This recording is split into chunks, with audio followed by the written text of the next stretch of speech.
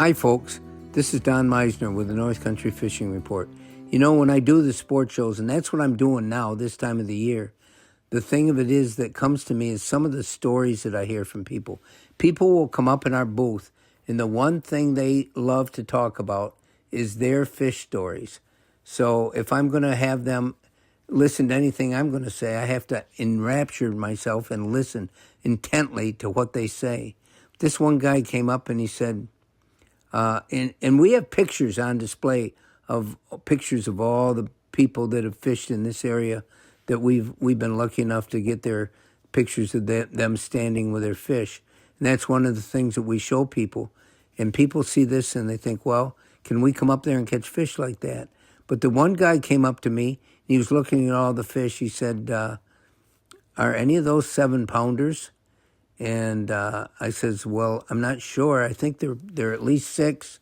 And I said, why did you ask? And he said, well, I caught a 7-pound so many ounce one this year.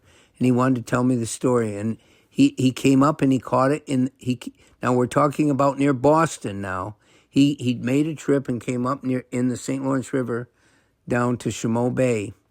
And he went out and he said he got out there and his trolling motor quit, and it ruined the day for him. He couldn't fish, and they had to come back in, and he had to order a part from someplace.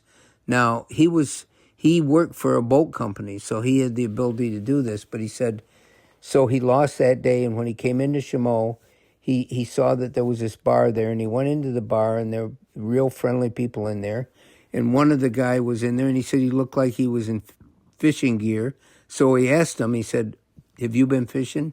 And the guy said, yeah, I've been fishing for perch.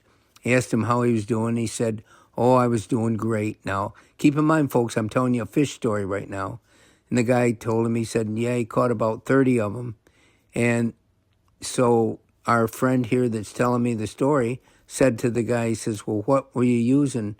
And the guy said, well, what was interesting is when we cleaned those perch, they were full of little black flies in their stomach. They'd been feeding on them. They were just engorged with these flies.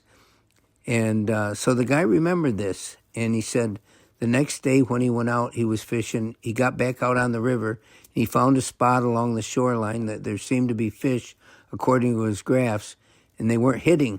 And he remembered that guy in the bar, and he looked in his box, and he said, I found a little black hair jig that was so small. He said, I never used anything like that in my life. And he says, I threw that little black hair jig out there, and lo and behold, I hooked this huge bass. He brought it in, and he said he weighed it, and got pictures of it. It was 7 pounds, 3 ounces, or something like that. But that's the story that I heard. And the interesting thing from this is, yeah, this guy was all in glory over his wonderful fish of a lifetime on a little black jig. He wasn't going to tell anybody else. Little did he know that I was going to spread his story and tell everybody that could listen to me on the radio about using a little hair jig. Now, I've told you before, these things are fantastic. I said, how are you using it? He said, I just threw it out and let it sink to the bottom and started to reel slowly in, and bam, he said, I got that strike.